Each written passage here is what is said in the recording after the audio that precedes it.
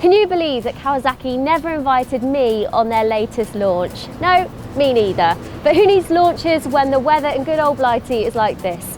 Blue skies, 18 degrees, the perfect day to head down to our favourite dealership, P&H Motorcycles, for our first ride of this, the Ninja 650.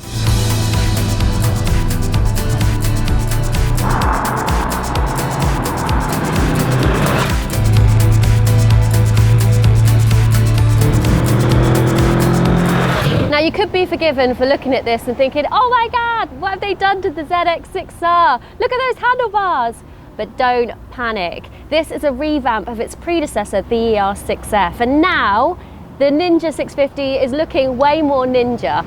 The bike, that is, not those Japanese ninjutsu people.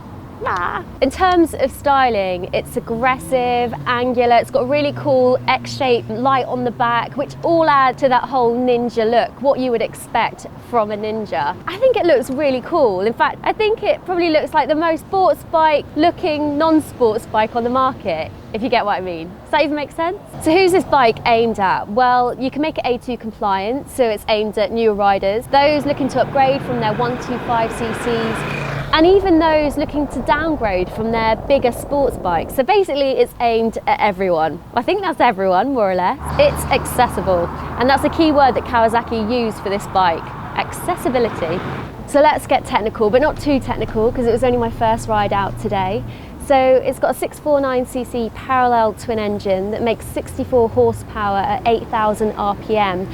Now that is less than the R6F, but it's got more torque and it's a huge 19 kilograms lighter. They've saved weight with a whole new steel trellis frame, a new swing arm, and these really cool 5-spoke wheels. As with all new bikes, they've got to be Euro 4 compliant, which of course this is.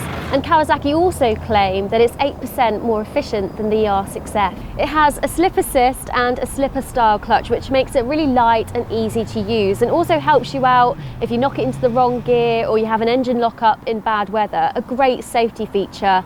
It's got a Nissan brake system all round with twin discs on the front, which looks pretty cool. ABS as standard, as you would expect. Suspension, again, it's pretty basic. You've got right way up forks on the front, non-adjustable, and preload adjustable only shock on the rear, but it is centrally mounted. On the ER6F it was on the side and it looked a little bit ugly. This looks a lot cooler and a lot sleeker. The seat's lower and the handlebars are positioned slightly more forward, so just giving it that sporty feel. It's also got a new dash. It still has an analog style rev counter and a digital speedo with gear indicator, and also a shift up indicator. Now, you old school technophobes are gonna love this bike because it's got no traction control, no rider modes, no rider aids, no electronic goodies to play with. So it's all got to come from here and here.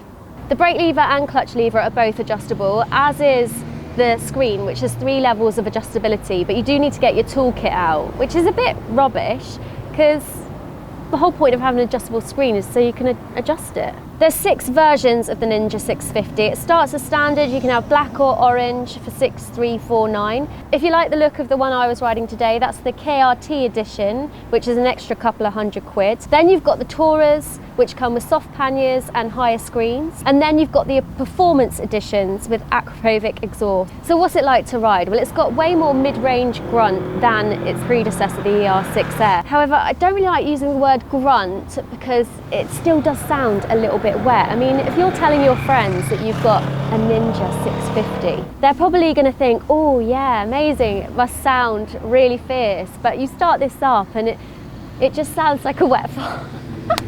In all fairness, that is because it's a parallel twin. However, it is really smooth to ride, really easy to ride. It's not going to set your world on fire, but then I don't want to be really unfair on it because it's not actually meant to.